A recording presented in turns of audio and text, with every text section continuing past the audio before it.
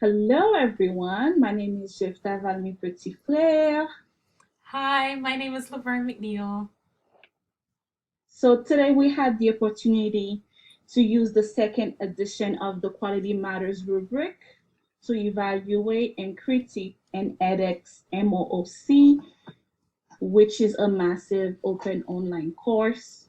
Laverne and I, we selected the course titled How to Survive Your PhD because we felt that since we are pursuing a doctoral degree, evaluating the How to Survive Your PhD course would be very helpful. That's true. So, Laverne, what did hmm you think of the audience Well, for I this course? I felt the course outline was designed for master's, PhD, and research students and their academic professionals who are tasked with assisting those students. Interestingly, friends or family of PhD students who are attempting to have a better understanding of the doctoral journey were encouraged to enroll in this program as well. So, Jefta, could you share a little bit with us about some of the highlights of this course? Honestly, the course had many highlights, but I'm going to share the top five. So, the first one was the introductory video by Dr. Milburn. The video had a transcript as well as an overview of the course was posted on the introduction module. Also, the competencies were mentioned in each module. However, the objectives were not written in goal format, which would have been able to support mastery learning. The course was designed to be an experience for participants rather than a course that required grades and assessment to measure growth and completion, which we thought, that was pretty cool, right, Laverne? That's true. Took off a So bit of the stress and the anxiety, so you had more of an opportunity just to learn and understand the material. That was really yes, crucial.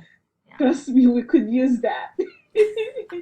And upon completion of the course, the learner would earn a certificate as well as a digital badge, that you could display as like the signature for your email. When you're sending out emails, people could see that, hey, you earned this badge for a doctoral course. So that was pretty great. Another highlight would be the fact that the learners who participate in the MOOC will be observed as part of a research project on MOOC moderation. And last but not least, Dr. Milburn, who is the Director of Research Training at the Australian National University, the research that she conducted aimed to understand the work of moderators in a massive open online course. So we just discussed the highlights of the program, Laverne. What did hmm you think of the rigor of this course?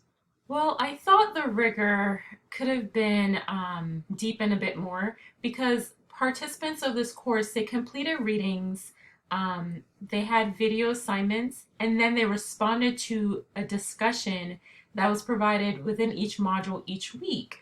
But the modules and the live chats were posted weekly, and then your responses, you were given time to respond to the discussion forum, and your feedback again for the assignments were collected, but there was not necessarily a due date for anything.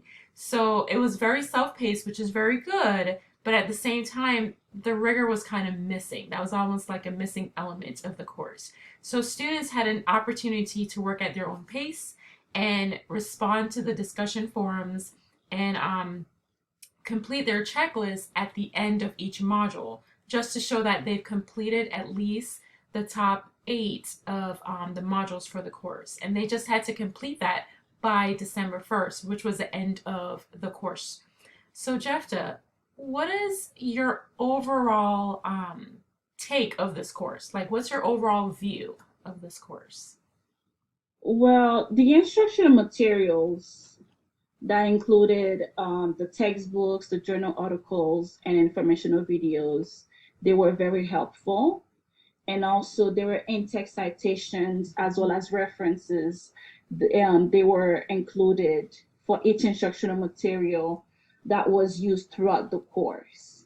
And overall, to be honest, I felt that there could have been other components that we could have learned that could have been specified throughout the course, because when you and I selected this course, we were like, okay, since we are pursuing a degree, Yeah. and we felt that we would learn a few tips that would help us to survive this journey. So I would say it was a bit misleading, to be honest, but anyways, the information provided were helpful. Okay. Well, thank you for So sharing that. yeah, yeah. What about the elements? Which elements do you feel like would be very useful in the future if you were to design an online course? I'm glad you mentioned that. There are a few things that stuck out to me, so I'm going to mention them. So if you would like to write them down, please feel free to. But the Yeah, first I'll thing be that taking notes. oh okay. So the first thing that stood out to me was the welcoming video. We learned that earlier on in the course that creating a welcoming video to invite the students in to the course would kind of help kind of settle their minds and create an inviting space for that student as well as yourself. So That is the definitely true. yeah, so the welcoming video was the first thing that stood out to me.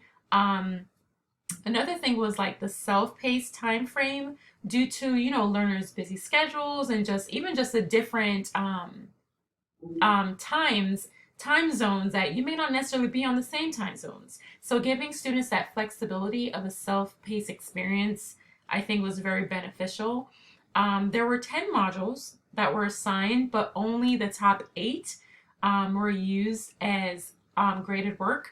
So I think that will also give, students a wiggle room of, what they can complete. Some things they may have a higher grade on. So that gave them some flexibility of what they were being graded on.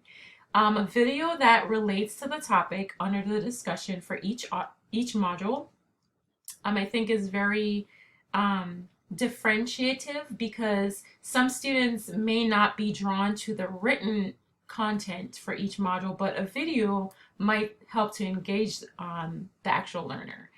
An extensive list of open access resources, some links to published academic work were provided after each module. So I thought that was very beneficial because it provided different sources that supported the topic that was discussed for each module.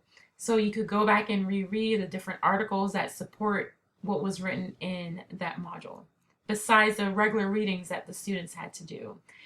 There are many different ways that students could continue to engage with the course and with their colleagues and peers during the course, during the discussions. They had live chats each week, which I thought was so helpful because they weren't seeing each other in person, but the live chat provided an opportunity for them to discuss elements of the week for the module and just what they're learning. So I felt like that was very supportive. In addition to discussing on social media platforms like Twitter under the hashtag SurvivePhD15. So some suggestions were ways to build learners community was using Twitter. So that kind of built community within the learners. And lastly, live sessions, like I mentioned before, were available for students to join in on a weekly basis to kind of go through their questions and thoughts on the module that they were learning for that week. So those are some of the different highlights and elements that I'm like, once I start that step as becoming a program developer, those are elements that I thought were very crucial to learners. These were some great elements, and Yes. honestly, I believe my favorite one would be the last one, the live sessions, because yes, we all have busy schedules, but we do need to set time apart, to collaborate. So having this opportunity like right now for us to collaborate on this specific project was very beneficial to me. So I truly Absolutely. appreciate, you taking the time for us to work on this together. You So that too. was great. Thanks. Okay. Thank you guys for watching. Thank you.